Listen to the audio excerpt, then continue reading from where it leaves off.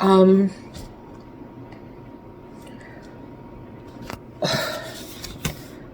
I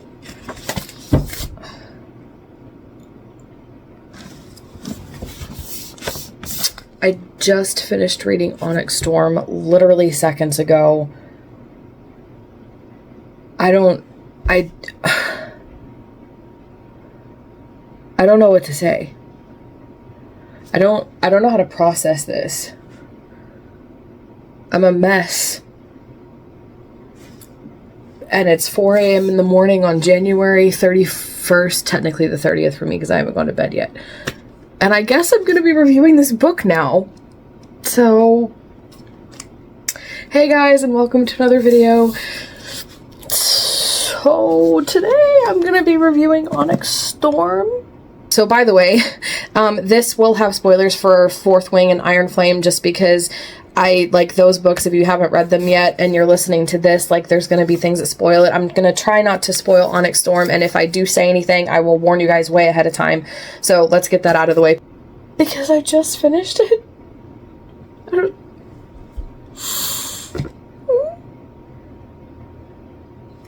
What can I say about this book? I don't even know. Okay, I gotta get in review mode. Honestly, like, my actual thoughts about this book, I never annotate, and look at this mess. This is a mess. If you notice the increasing colors of blue down at the bottom along with orange, yeah, I don't... Okay, so I guess I should preface this by saying that when I first started Fourth Wing, I remember we were in the car on vacation and we were listening to the audiobook, and it was so hooking. Honestly, like, it is one of the most gripping books, like a book that has hooked me from the start more than I've ever experienced before. And for all of the things that I love about it and all the things that I don't like about it and my critiques, because I'm pretty honest and like I share the good and the bad, for all of that, like objectively, it has been the most hooking book I've ever read. And then I would say Iron Flame didn't hook me as much because it had a lot more slow points, although the ending it picked up so much, and it was like the ending left you reeling and craving Onyx Storm. I didn't think it was possible to find a book that gripped me so fiercely that it actually managed to trump Fourth Wing.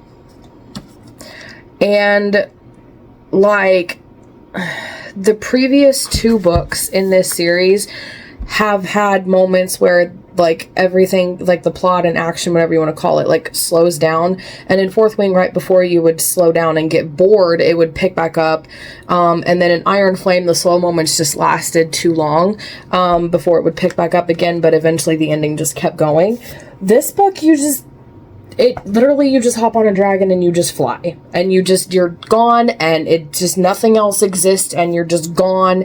There's no break, no rest. There's like one chapter where they were in class, but they were discussing the like war and the situation going on, so it kind of like wasn't really a break per se.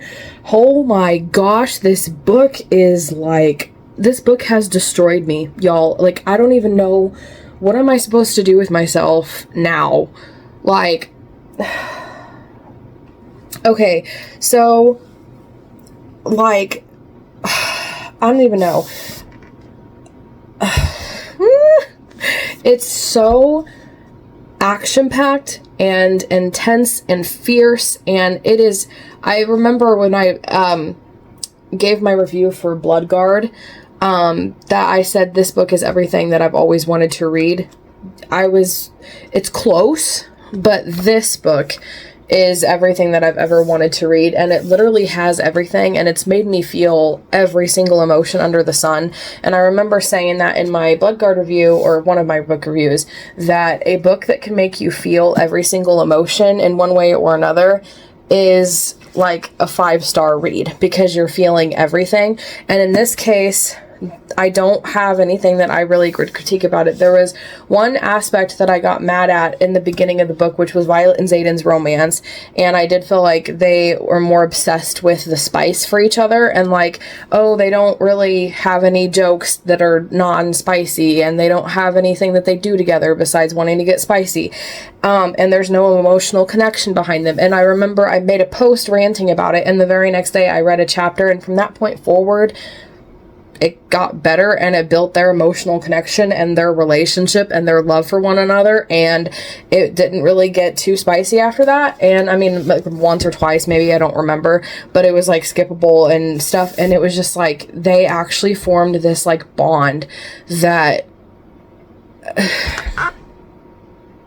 is everything, honestly, and it's so good. And on top of that, you have, because the thing is, Fourth Wing is not a romantasy. It is an epic fantasy that has a romantic subplot in it, and so for the romance to be kind of a weak part in the previous books is fine, and the romance doesn't necessarily have to be like strong because it's a minor subplot at that time.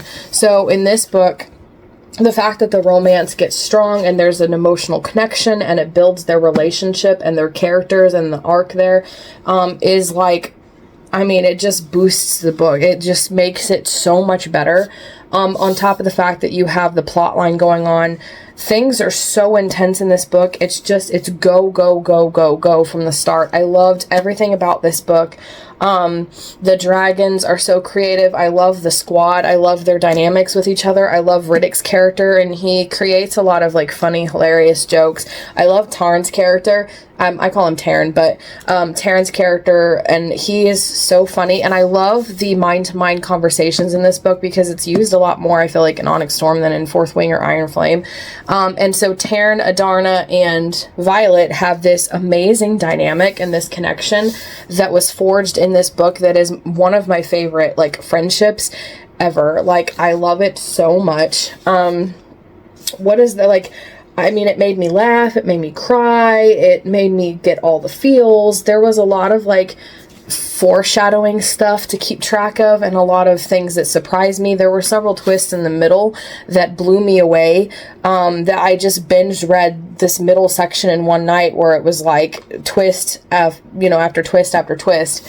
And it's just like, oh my gosh. And then the ending, so up to the point I read last night, which, again, I'm not spoiling anything, but what I read last night felt like we had a climax and then like things happened, and then I felt like, okay, we're just gonna have this kind of like slow ending that's just gonna be more politic based than like an actual boss fight. And so I was worried about that, and I was worried that Xaden's character arc was not going to go where I wanted, and I was worried that it wasn't going to get as angsty as I was hoping. I was wrong. I don't know why I thought it would be fine. I was like, oh, okay, we're going to get a happy ending. And I was actually kind of sad about that because I didn't really want a happy ending, because it just didn't feel like this book, like, needed a happy ending, I guess. I don't know what I'm trying to say, but it just didn't feel right. And I was worried about that. And, yeah, I don't know why I thought that would, I don't know why I thought this was going to have a happy ending. So, Violet's character is one that I've always been super fond of because I'm sick and tired of the strong female lead tropes.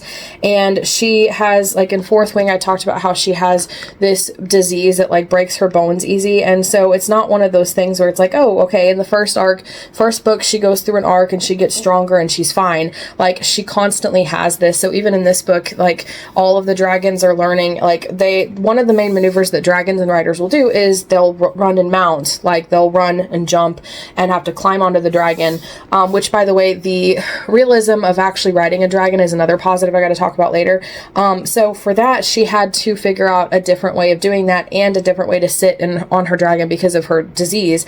But in this book, they do one that's like in battle. So like, you jump off your dragon, you land, you quickly kill your opponent, and then you jump back up there as they're flying off.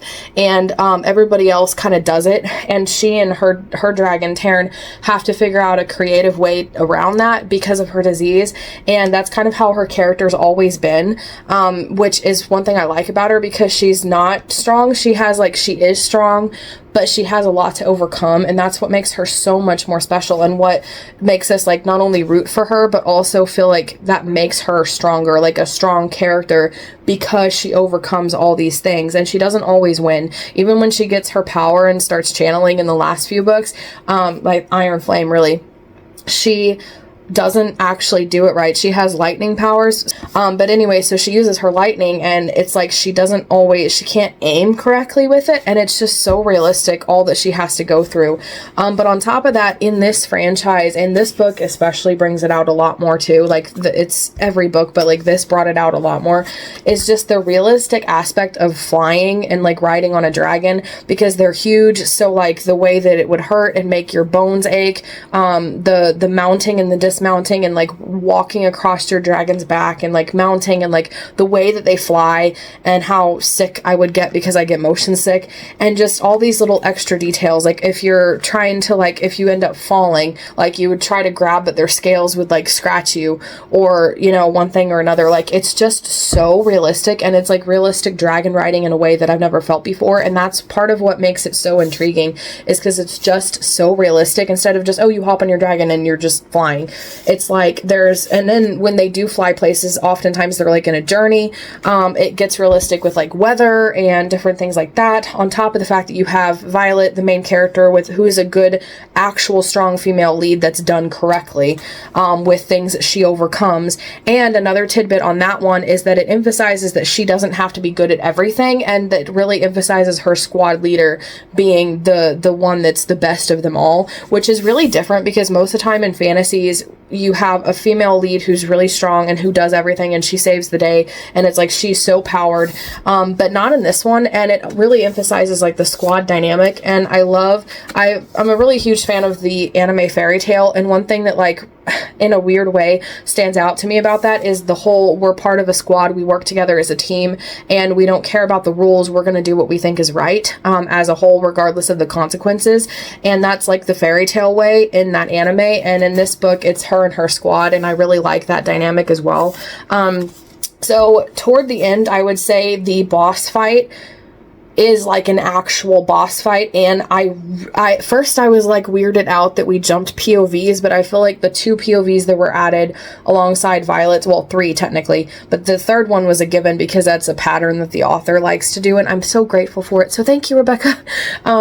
But the other 2 additional POVs that were added at the end really gave us an aspect that, to me, like I've always said, that a good boss fight is always like where you have this character over here doing this thing that's really important, and you have this character over here that's doing that thing. Star Wars is a really good example in a classic Star Wars movie, because you have like the spaceship battle going on in space, you have the ground battle with the troops on the ground, and then you have the Jedi going to defeat the Sith, and that's pretty much consistent for every 1 through 6, the main Star Wars, which are the only ones that count in my opinion. But anyways, and so for me, that's always dictated like a good boss fight, because you have multiple things going on where each person in the fight has a certain role, and you get to read or whatever, follow those situations as they unfold. And for me, that's like, at first I was like, wait, why are we in this character's perspective? I don't like this. But then as we progressed through the boss fight, it became more and more obvious to me why that's the case.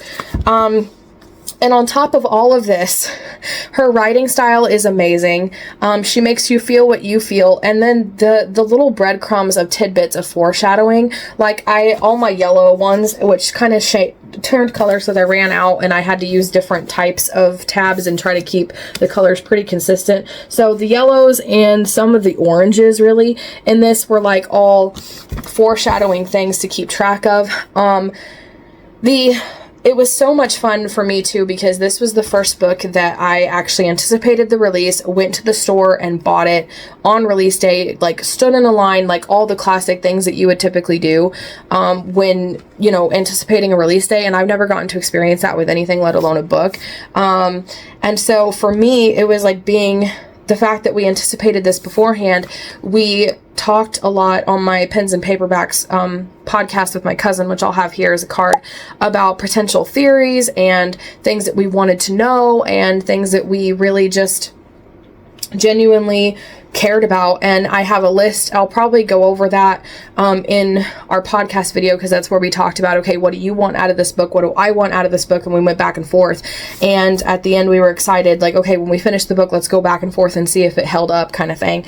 And I would say, based on the fact that I don't have the list directly in front of me at the moment, it did actually hold up to me. There's nothing that I'm not satisfied with in this book. Like, I am 100% satisfied. I would say the ending is a major cliffhanger, and it's not just a classic cliffhanger that you would expect. Like, we had all kinds of different thoughts and predictions and stuff, but for me, it was an ending that's like left you with questions. And I've seen people react to the ending where it's like my sister, when she read it, she like read the last page, flipped. It was like you flip and then you realize the next page is blank, and you flip and you kind of go back and forth. I've seen other people online react that way, and that's literally how it felt, is because you're reading the page and you're just turning it over expecting to keep reading, and it's just, there's nothing, there's a whole blank page behind it, and you're like, wait, what? That's how it ends? But it's actually really cool, and it leaves you with so many questions that you want to go into the next book, which is also the sad thing on the flip side, because she hasn't written it yet. She's going to take a long break, so we don't even know when this book is going to be written, let alone prepared to publish, which I know in the traditional world can take a long time. Even in like self-publishing world, I'm taking forever to get Survivor out. I'm supposed to have it last fall, whatever. Honestly, like the romance irritation in the beginning was my only critique of this, and the only thing that really irritated me. Like, I have angry tabs, the red tabs, which were angry ones, but those are like angry from a reader standpoint, like, oh, this character is a antagonist and I don't like what they're doing. You know, it was like good anger because it's intended. It's not like I hate this or I don't like the author's choice of this kind of anger. The only thing that really did irritate me was the Violet Xaden romance spicy stuff in the beginning, but like I said, the middle section really fixed it. For me, Fourth Wing was 5 stars, and it was my new favorite fantasy book. And then Iron Flame was going to be 4 stars, but the ending boosted it up to 5 stars because the whole last 100 pages, the last battle, and the epic circumstances and the cliffhanger that really made everybody just need Onyx Storm now, boosted it up to 5 stars. And I don't, like, how can I classify this as the same as that? Because this is just so much more than any other book that I've ever read. I have never been this addicted, this hooked, this intrigued, this obsessed with a book before. I remember when I read Fourth Wing, there were times when I would be doing other things and my brain would think about it. And I haven't actually gotten to experience that with a book that I've been reading probably since I was a teenager. I don't know if I did it when I was a teenager or younger. I used to read a lot, and then I didn't read for a long time. And then the only books I would be thinking about like that as a writer, like when you're writing and you're really into your project, it'll, like, sometimes when you're doing other things, you'll think about your book baby. And I haven't really experienced that with a regular book that's not my own, because when you're writing, you kind of get consumed in it and wrapped up in it. And so that happened to me with Fourth Wing a lot, and then only with Iron Flame there toward the end when it really picked up. But for me, this was like instantaneous and constant thoughts about Onyx Storm. And I'm editing a book right now, like my book, which is a lot of like reading and thinking. And so in the evening, like, all I wanted to do was sit and read Onyx Storm, and I was trying to take it slow, because once it's done, I knew I was going to have withdrawal. The author hasn't even started the next book, so it's going to be like 2027 before we even start to think about getting it, and I need the next book now. And I knew that reading after this was going to be tough, because there's nothing else that's going to stand up to this and hook me as much. And so I was trying to take it slow, and I remember several nights it's like, okay, I was into Assassin's Creed, so I wanted to play that video game and then wind down with YouTube, and I looked at the clock and it was like bedtime. It was like 6 a.m. and I'm like, oh my gosh, there's like, how? And it just consumed my time. And it honestly is so fun. It has been so fun. And the whole process of reading this I don't think I'll ever forget the anticipation, the months of like thinking and planning and theorizing and anticipating, and then release day, getting to go get the book and celebrate with my husband and my sister and my cousin later. Talking theories and ideas and just getting to read this, annotating a book that's not my own for the very first time. Like I annotated my friend H.A. Pruitt's books, but that is like annotating kind of more from a spiritual standpoint. Like I annotated a little bit from the plot point, but this was like full on. Every time I felt a different emotion, I would put a sticker. I started using, my cousin introduced me to like transparent sticky notes so that I could write my thoughts as I went through this book. I've never done that before with a book that's not my own, that I'm proofreading, which is a form of editing. So it's just like, there's not enough stars in the world to tell you how much I adore and love this book. And that's just my spoil-free review. So if you want to hear some more specifics, then stick around. If not, I'll tell you to jump to the end, because yeah, like I'll give you some of my final thoughts at the end that you don't want to miss. But for now, skip to that time if you don't want spoilers. So you've been warned. I'm going to talk spoilers for Onyx Storm. So if you don't want to know anything about this book, then click away, skip to the time. Warning, warning, spoilers, spoilers. I'm giving you guys plenty of time, okay? All right, spoilers for Onyx Storm. So basically the end of Iron Flame ends with Xaden becoming Venin. And for anybody who's not following the series, who is watching this for some reason, the Venin are like these bad people that like get power from the earth, whereas everybody else pulls power from their dragon to channel their magic. And so the Venin are evil and they channel from the earth, and it like desiccates. And honestly, it's not a unique idea. Like, I've had that and I've used that in my Republic Chronicles. I actually don't have the books with me. I use that in my Republic Chronicles, and that's kind of like the long-term where I'm heading with it. So it's not unheard of, but it's just done in such a unique way because they have wyverns and everybody else has dragons, and it's so fun. And so Xaden, at the end, everybody's about to die and he wants to save the woman he loves, Violet, so he channels from the ground. It's called channeling. So he channels and becomes a Venin. And so this whole, and we were like, wait, what, you know? And so there were so many theories about him going bad and like all this stuff. And so my main concern with this is that I didn't want that to be a tease where, oh, it's all going to be fine and he's going to get saved and everything's going to be fine, and it was just a tease. Like, I love male characters that have dark magic that go evil, like Aiden from my book Assassin. I have another character, two twins actually, Cyric and Saigon, something like that, from my Mythreach universe, that are major characters that have dark magic. Kieran is the huge one in my Republic Chronicles that has dark magic that goes evil and has trouble with his darkness and just all the things. Okay, so again, it's not unheard of and it's not unique in my books. I did that long before I ever heard of these things, so it's not copying or anything. But I wanted Xaden to go bad, and like, maybe I'm crazy or whatever, but I was just going to be disappointed if he didn't. And I just have to say, I loved the slow burn, not romance, but the slow burn of Xaden slowly going bad, because for me, in order to have a character that is good, that turns bad, it has to be handled really well, and it has to happen in like a slow progression in a realistic way. Anakin turning to Darth Vader is the biggest one that's widely known. It's my favorite, and Anakin's story, you know, you see the progression of how he turns evil, and Rebecca Yarros is a master because she pulls that off so beautifully in this story in Onyx Storm. So I would say Onyx Storm is like the Star Wars Episode 3 Revenge of the Sith of the Empyrean series, the series Fourth Wing.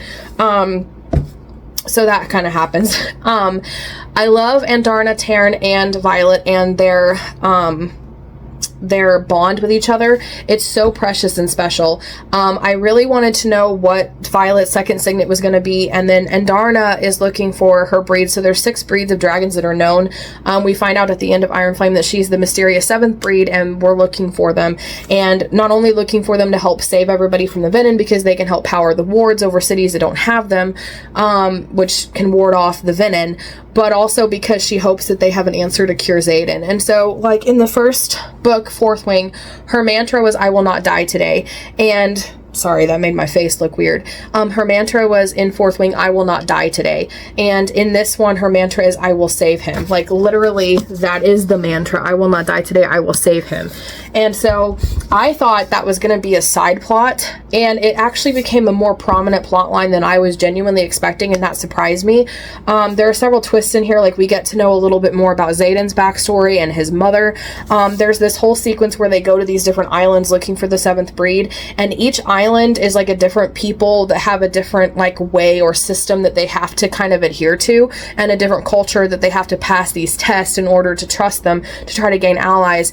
And that sequence and series of events was the best thing that could have happened for not only Xaden and Violet and their characters and their character arcs, but their romance. And it was also unique and creative, and it created all this intense like action and fun circumstances and cultural world building, and just so much creative stuff happened. So many twists were thrown in there. The twist with Adarna and her people, her dragon type, the Irids, was interesting. They're jerks and I don't like them. The twist at the end with Andarna, when the Irids actually show up and save them from that first climactic situation that I thought was the original boss fight, where she basically leaves and breaks the bond between her and Tarn and Violet, but between her and Violet, shattered Violet, and it would have killed her if Tarn hadn't saved her, and it broke my heart. And that's why after that, when Violet goes into this depression, I thought, okay, she finally comes out of the depression a little bit, but Andarna's gone.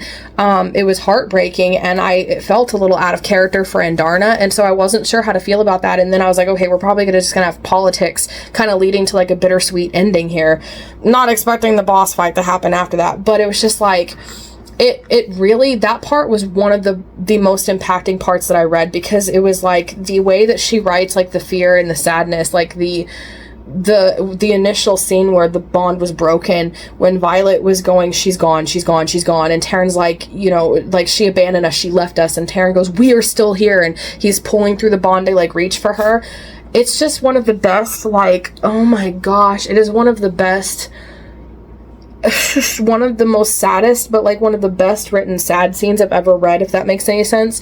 A twist with Xaden's mom and that whole sequence with her people, and the intense situation there where it was like, you know, they like like their culture was focused on like knowledge and being intelligent, and so Xaden's mom and her people thought they had one-upped Violet by trying to poison them, but Violet had already poisoned them, and it was like, give me the cure, and like, no, you know, and it was like this really intense situation trying to one up each other.